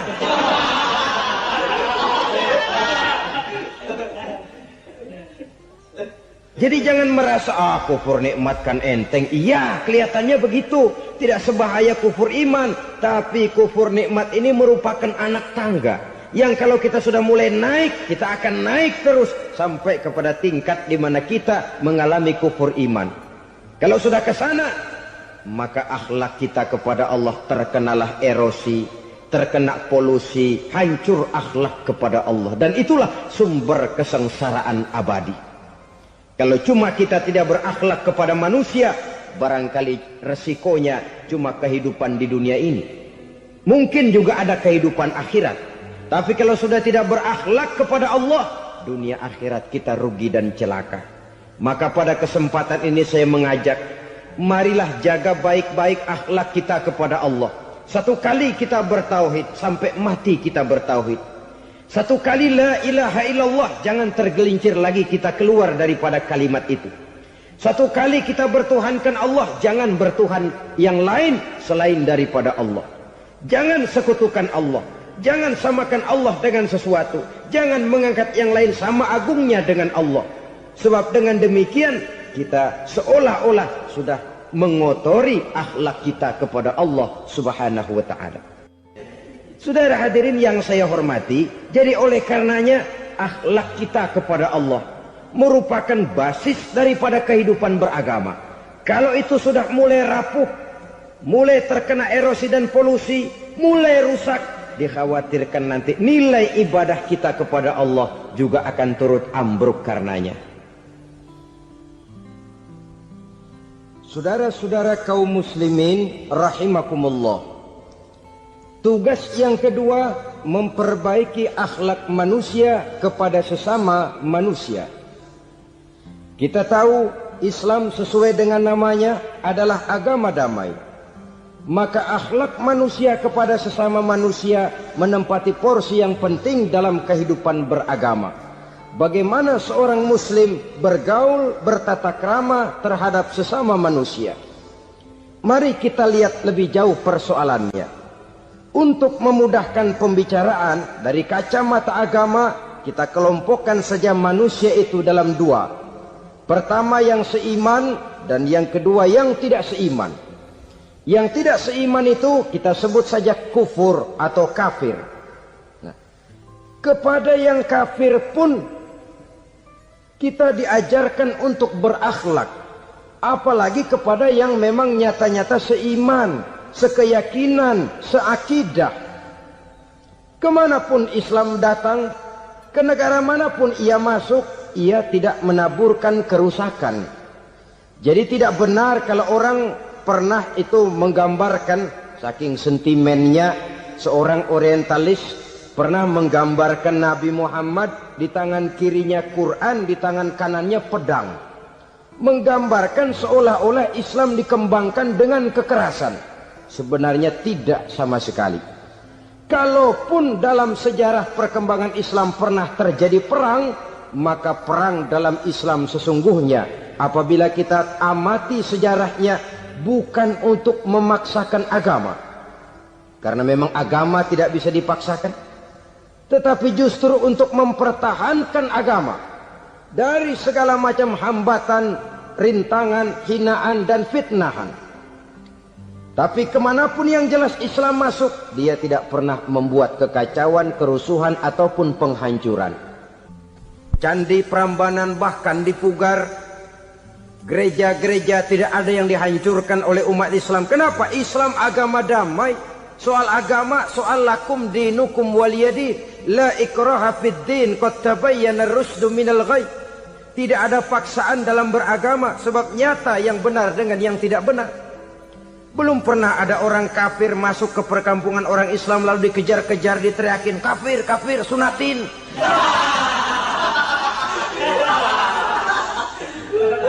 Belum pernah. Kenapa? Islam menghormati orang lain agama. Nah, yang kafir ini macam-macam, saudara. Ada kafir harbi. Nah, ini kafir kerok. Ini kafir yang nyata-nyata memproklamirkan permusuhan kepada umat Islam. Nyata-nyata mengganggu ketenangan umat Islam. Kafir yang seperti ini yang boleh diperangi. Misalnya kita mau sembahyang Jumat dijagain, nggak boleh sembahyang Jumat, getok palanya. Kafir harbi artinya tantangan perang datang dari mereka, bukan kita yang mulai, mereka yang buka front. Prinsipnya umat Islam tidak boleh mencari-cari musuh, tapi pun tidak boleh lari kalau ketemu musuh. Musuh jangan dicari, ketemu jangan lari. Karena itu kesan seolah-olah umat Islam ini teroris, umat Islam ini destroyer, umat Islam ini sering menimbulkan keonaran, kerusakan. Sungguh satu fitnahan yang sangat keji. Umat Islam adalah umat yang cinta damai. Islam di masa perkembangannya masuki Eropa melalui Selat Gibraltar, Jabal Tariq, memasuki Spanyol. Islam tidak pernah meruntuhkan gereja. Islam tidak pernah membunuh orang-orang Nasrani. Bahkan Islam mewariskan peradaban dan kebudayaan yang begitu tinggi nilainya di bidang ilmu pengetahuan. Sampai ketika itu Barat banyak mengkaji ilmu pengetahuan dari dunia Islam. Buku-buku berbahasa Arab diterjemahkan ke bahasa Yunani, dipelajari oleh para cendekiawan di negeri Barat sana. Mereka mengambil manfaat yang banyak dari masuknya Islam ke Eropa. Sementara gereja tetap berdiri dengan megahnya. Kuil-kuil tempat peribadatan tidak satupun yang diusik-usik. Kenapa? Islam agama yang cinta damai. Asal dia tidak diganggu, asal kehormatannya tidak dihinakan. Jadi kafir harbi, kafir yang nyata-nyata nantang perang, ngajak berkelahi. Itu kafir yang nyari penyakit. Kafir harbi ini boleh diperangi dengan catatan mereka yang memang mulai. Yang kedua kafir zimmi. Kafir zimmi, kafir yang hidup di tengah mayoritas muslim, tapi mereka mau hidup dengan aman, damai, tenang. Mereka wajib dilindungi. Bahkan Nabi pernah memberikan satu jaminan, man aza zimmiyan faqad azani. Siapa yang mengganggu orang kafir zimmi sama saja dengan mengganggu saya. Kehormatannya dijaga, harta bendanya dilindungi, anak istrinya pun dilindungi. Dan ini jadi kenyataan. Saudara bisa lihat di negara-negara yang mayoritas penduduknya beragama Islam, orang-orang kafir di luar Islam hidup dengan tenang, aman, damai. Di Saudi Arabia, di luar tanah haram, di luar Mekah dan Madinah, banyak orang-orang kafir mencari nafkah. Mereka tenang, aman, dilindungi undang-undang. Begitu di Mesir, begitu di negara Indonesia yang berdasarkan Pancasila ini. Kehidupan beragama menimbulkan gairah, rukun, tenang, aman, damai, sepanjang tidak saling ganggu, tidak saling usik, menghargai orang yang sudah beragama, tidak menjadikan penganut suatu agama sebagai sasaran dari dakwah agama lainnya. Saudara-saudara kaum muslimin rahimakumullah. Jadi memang oleh Al-Quran kita dianjurkan asyidda 'alal kuffar ruhama bainahum. Tegas kepada orang kafir, kasih sayang kepada sesama muslim. Tapi tegas bukanlah berarti marah-marahan, bukan berarti musuh-musuhan, bukan ngajaki perang. Tegas dalam arti punya garis tentang kehidupan beragama, lakum dinukum waliyadin. Soal kehidupan sosial, mari kerjasama. Bangun jalan, ayo rame-rame. Siskamling, mari bebarengan. Bikin puskesmas, mari sama-sama. Tapi kalau sudah soal agama, itu tidak perlu ada toleransi agama. Yang perlu toleransi antar umat beragama. Kalau umatnya mau kerjasama silakan, tapi tidak menyangkut soal ibadah. Jangan kerjasama di bidang ibadah. Itu kerjasama yang salah pasang, saudara-saudara.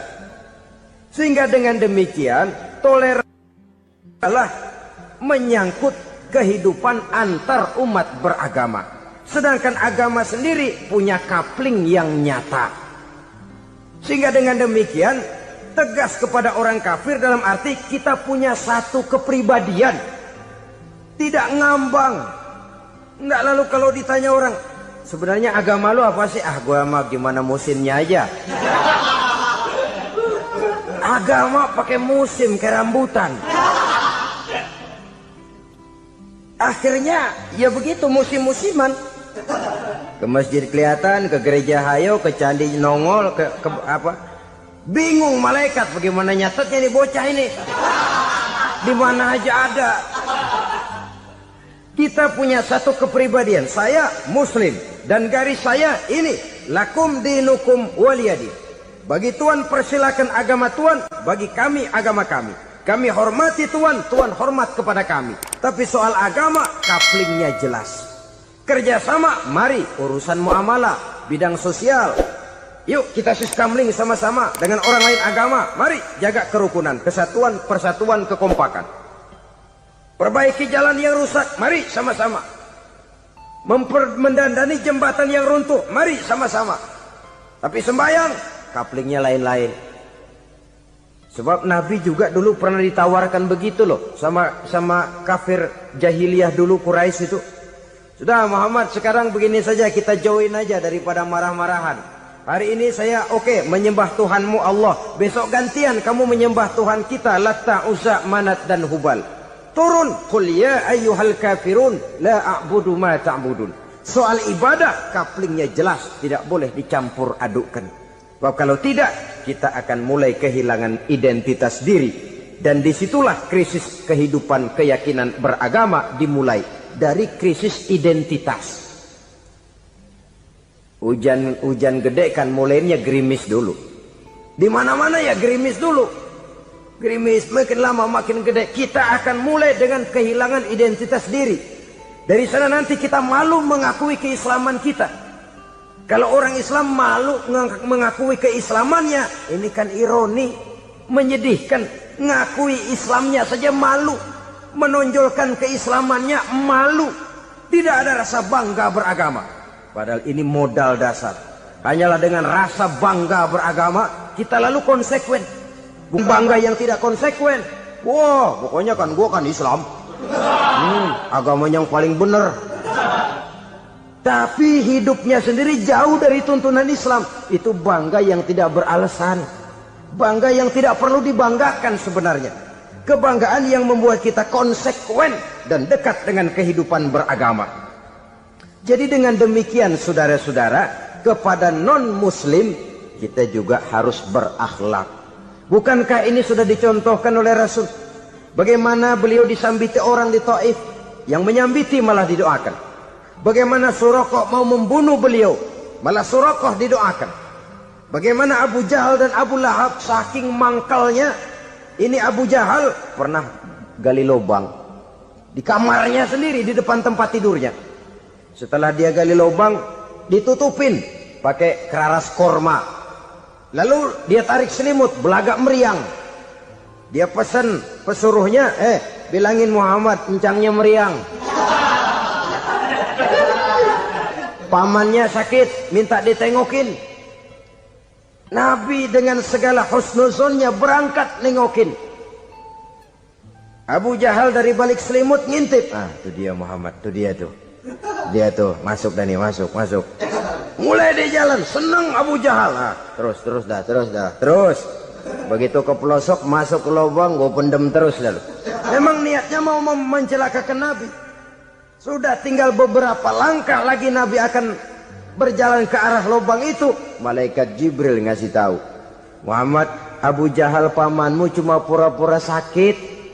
Di depan tempat tidur itu ada lubang sudah dia gali untuk menjerumuskan kamu. Sudah balik pulang. Balik badan Nabi. Sudah hampir mau melangkah, kakinya malah muter pulang.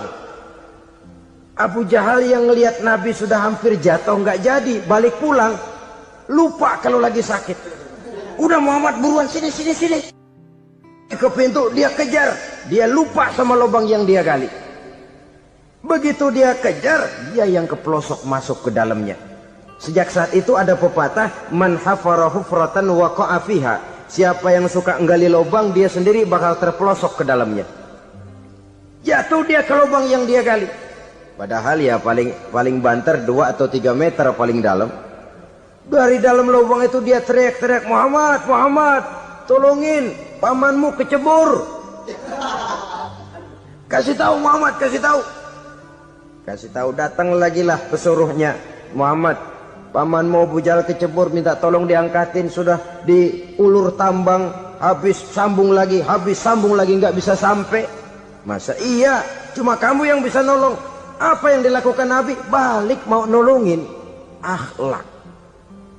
Kita kalau ada orang gali lubang buat nyeburin kita, dia sendiri yang kecebur. Gorok gua kagak lemin loh. Mati sekalian dah. Nabi mah enggak, balik nolongin tuh Abu Jahal. Kenapa paman kecebur? Iya Muhammad, tolong, tambang udah diulur-ulur, sambung-sambung nggak sampai. Aduh kasihan paman, nih pegang tangan saya. Nabi cuma ulurin tangan, nyampe dipegang oleh Abu Jahal. Diangkat ke atas. Nyampe atas, apa kata Abu Jahal? Tambang bergulung-gulung nggak nyampe, kamu cuma pakai tangan doang kok bisa Muhammad, hebat banget sihirmu. Mukjizat dia bilang sihir, udah ditolongin nyelak lagi, kan yang enak kita injak palanya. Orang dulu bilang wah katanya nolongin anjing kejepit, udah selesai ditolongin malah yang nolong digigit. Saudara hadirin yang saya hormati, kepada orang-orang kafir kita harus berakhlak, menghormati mereka, tidak memaksakan satu keyakinan dalam batas-batas yang ditolerir oleh agama, yaitu pada masalah-masalah sosial dan muamalah. Itu kepada non-muslim, apalagi kepada sesama muslim. Baik akhlak kepada orang tua, akhlak kepada guru, akhlak kepada jiran atau tetangga, itu semua termasuk dalam akhlak kepada sesama manusia. Akhlak kita kepada orang tua, kadang-kadang kita orang timur ini ketularan orang barat. Engkongnya dianggap CS. Salaman main kedet aja, halo kong. Engkongnya berhalo di bengong. Saudara-saudara kaum muslimin rahimakumullah, akhlak yang tua kepada yang muda, akhlak yang muda kepada yang tua, kepada jiran dan tetangga, kepada sanak famili dan handai tolan, pendeknya kepada sesama muslim. Tetangga ada haknya, ada hak tetangga yang kalau kita berakhlak itu harus dipenuhi. Contoh kecil, kalau saya beli radio, itu saya dong boleh berpikir, ini radio saya beli pakai uang saya setel di rumah saya, sekeras-kerasnya ada apa sama orang lain? Radio gua, yang beli gua pakai duit gua, gue setel di rumah gue, ada urusan apa sama orang lain? Itu kalau menurut saya. Tapi tetangga sebelah saya kan bisa juga ngomong begitu. Mata gue, yang ngantuk gue tidur di rumah gue, kenapa suara radio lu masuk kemari? Ketika itulah lalu kebebasan saya nyetel radio dibatasi oleh kebebasan tetangga saya yang mau tidur. Ini sudah akhlak namanya. Umpamanya lagi ada Nabi ajarkan, iza tobakhta maraqatan fa'akthir ma'aha wa ta'ahad jiranaka. Kalau kamu masak sayur, banyakin kuahnya, bagiin tetangga kamu. Bukan bagiannya itu yang jadi soal, tapi akhlak kepada tetangga. Udah tahu tetangganya kelaparan, diseksa, goreng ikan asin, se-RW baunya ngayap, kembang kempis orang nungguin. Saudara hadirin ma'asyiral muslimin rahimakumullah. Jadi dengan demikian, kalau sudah kembali kepada orang-orang yang nilai imannya sama dengan kita, apapun organisasinya, apapun baju yang mereka pakai, kaos yang mereka pakai, jaket yang mereka pakai, kalau sudah seakidah, seiman, jaga akhlak kita. Pendapat boleh berbeda, kaos boleh tidak sama, jaket boleh beraneka warna, bendera boleh beragam-ragam, tapi ukhuwah Islamiyah ini utamakan. Adalah lebih baik mencari persamaan dalam kehidupan dan bukan memperbesar perbedaan. Hanyalah dengan mengembangkan nilai-nilai akhlak semacam ini, toleransi tidak hanya diperlukan kepada yang non-muslim, kepada sesama muslim pun toleransi. Artinya apa? Jangan memponis amalan orang lain. Yang usolli, yang tidak usolli, berjalanlah menurut keyakinannya masing-masing. Jangan lalu memponis, itu namanya nggak toleransi. Kamu nggak pakai usolli ya? Enggak. Brengsek. Kamu pakai usolli ya? Iya. Bid'ah. Lah dua-duanya kagak yang bener. Kalau yang sembahyang kagak bener, bagaimana yang kagak sembahyang? Apa itu yang bener? Toleransi, setuju dengan perbedaan pendapat, jangan memponis amalan orang lain. Karena kita hanya beramal, hak menerima adalah Allah Subhanahu wa ta'ala. Jangan sebentar-bentar mencap bid'ah, bid'ah dolalah, finnar, neraka. Kayaknya neraka kapling orang tuanya kali. Gampang bener masukin orang ke neraka. Kita kadang-kadang bisa toleransi dengan orang luar, tapi kepada sesama muslim toleransi tidak sanggup kita adakan. Mengklaim merasa kita yang benar, orang lain salah semua, itu tidak toleransi namanya.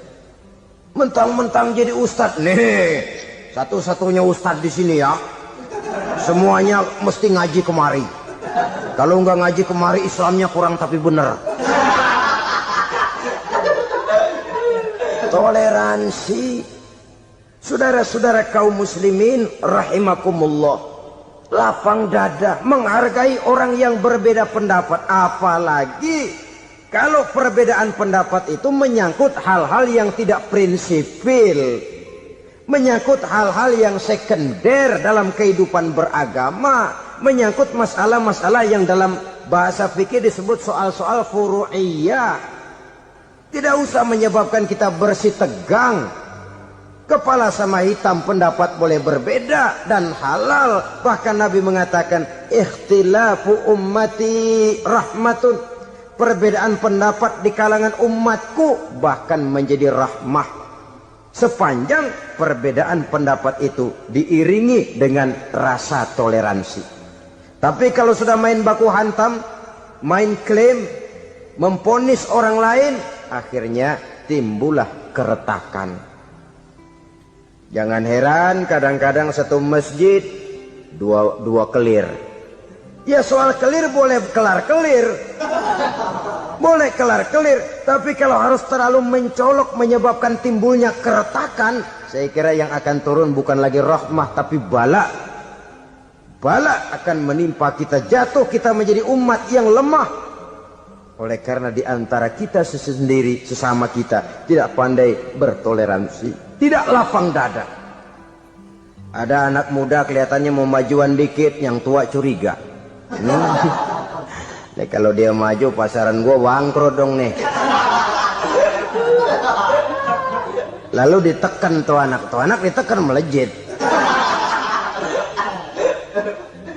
Kadang-kadang yang tua maksudnya baik, mau memelihara, yang muda salah terima. Kan tua kejemur. Dari dulu sampai sekarang gitu-gitu doang. Anak kemajuannya. Padahal yang tua barangkali maksudnya juga baik, mau memelihara. Sebenarnya kalau kita bisa mencoba mencari titik temu dengan alur komunikasi, tidak merasa diri yang paling benar, tapi toleransi, boyak menerima pendapat orang lain, setidaknya mau mendengar omongan orang. Yang susah kalau udah kena penyakit nggak mau ngerti omongan orang, nggak mau nerima pendapat orang. Kodok di kolong tempayan, cukeng kayu asem, asal ijo udah ijo aja ijo dah. Nggak ngerti omongan orang, yang kayak begini yang orang jadi kesandung. Oleh karena itu saudara-saudara, alangkah nikmatnya kehidupan ini apabila kita menyadari kita ini ummatan wahidah, satu umat yang satu, yang diikat dengan akidah. Kalau kepada yang non muslim saja kita diajarkan untuk berakhlak, apatah lagi kepada yang seiman, seakidah, sekeyakinan. Wajarkah perbedaan pendapat yang kecil-kecil lalu menyebabkan kita bertolak belakang, cerai-berai, centang perenang? Bila bertemu di jalan yang satu menyisih ke kiri, yang lain menyingkir ke kanan. Kalaupun juga bercampur di tengah kumpulan orang banyak, persis air dengan minyak. Yang atu melengos, yang atu madep mojok. Orang lain senyum, dia mau pada manyun. Saudara-saudara kaum muslimin rahimakumullah, realita ini walaupun tidak enak, pahit, tapi masih hidup di sebagian masyarakat kita. Ini yang perlu kita atasi. Soal toleransi kepada orang lain, sejarah sudah membuktikan. Mari kita jangan cuma bisa mengajak orang lain, umat lain untuk bertoleransi dengan kita, tapi kepada sesama kita. Toleransi ini perlu kita tegakkan, perlu kita bina. Terutama di dalam kita menuju bentuk ideal daripada konsep ukhuwah Islamiyah ini, yang memang selalu kita akan cari bentuk-bentuk idealnya sejalan dengan perkembangan situasi dan kondisi yang dihadapi oleh umat. Perbedaan organisasi, perbedaan kepentingan organisasi tidak seharusnya menyebabkan kita merasa meremehkan orang lain dan mengangkat diri, mengklaim diri sebagai yang dan ter. Jadi dengan demikian, apabila yang pertama tadi akhlak kepada Allah dinamakan hablum minallah, maka yang kedua ini merupakan hablum minan nas. Jikalau baik akhlak kita kepada Allah, baik akhlak kita kepada manusia, nikmat rasanya menjalani kehidupan. Kadang-kadang orang akhlaknya kepada manusia baik, tapi kepada Allah tidak baik. Hormat sama yang tua, menyayangi yang muda, sama tetangga rukun, tapi sama Tuhan nggak mau sujud. Ini baik kepada manusia, tapi tidak berakhlak kepada Allah. Atau sebaliknya, sujudnya sama Allah mah tekun, bener khusyuk, bahasanya juga fasih, luar biasa. Tapi sama manusia sombong, takabur, ujub, merasanya dia doang yang paling benar. Sebab iblis itu ya, itu kadang-kadang datang lewat hati, dan memang selalu markasnya di situ. Kalau dia tidak bisa menggoda kita dengan yang lain, dia tumbuhkan sifat ujub. Dia bisikin, wah memang di kampung ini yang paling banyak ibadahnya ente. Yang lain mana, lihat tuh kerocok semua. Lalu di hati orang itu tertanam sifat iya ya. Nah, tatkala iya ya, dia sudah terkena serangan iblis. Akhirnya apa? Orang lain diremehin. Asalnya kagak mau sembahyang aja diajak salaman udah najis aja dah. Ketemu juga mukanya ditekuk 4. Akhirnya bukan ngajak malah ngenyek, ngina. Lah orang dihina makin jauh, makin tidak tersentuh. Bukan cara itu yang diajarkan oleh Rasul. Bahwa orang tidak mau sholat, tugas kita mengajak. Soal dia tidak sholat, ya itu dosa dia kepada Allah. Saudara-saudara kaum muslimin, ujub disuntikkan oleh iblis ke dalam hati kita. Sujudnya kepada Allah benar, tapi akhlaknya kepada sesama manusia. Merasa paling benar sendirian, merasa orang lain salah semua. Pokoknya kalau di luar lingkungannya udah kagak bener aja udah bahaya. Saudara-saudara, ini juga penyakit yang disuntikan oleh iblis. Sebab iblis itu tipu dayanya luar biasa, strateginya lihai. Makin tinggi kualitas iman, ya makin berat upaya iblis untuk menjerumuskan kita. Karenanya saya mengajak, marilah kita bertoleransi. Baik kepada non-muslim, lebih-lebih lagi kepada sesama muslim yang kebetulan berbeda baju, berbeda kaos, berbeda organisasi, lain bendera yang dibawanya. Tapi toleransi mari kita canangkan. Kita terikat oleh ukhuwah Islamiyah. 2. Yang ketiga, akhlak manusia kepada makhluk Allah lainnya di luar manusia.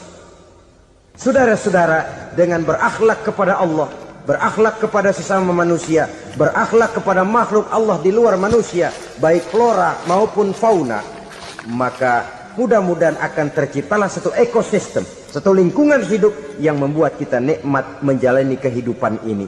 Inilah saja yang kita bicarakan pada pertemuan kali ini. Marilah kita membina nilai-nilai akhlak walaupun berat tantangannya. Sungguh lebih baik rakyat rendah yang berakhlak tinggi daripada pejabat tinggi yang berakhlak rendah. Karena nilai manusia pada akhirnya ditentukan oleh akhlaknya itu. Usikum wa nafsi bitaqwallah. Wassalamualaikum warahmatullahi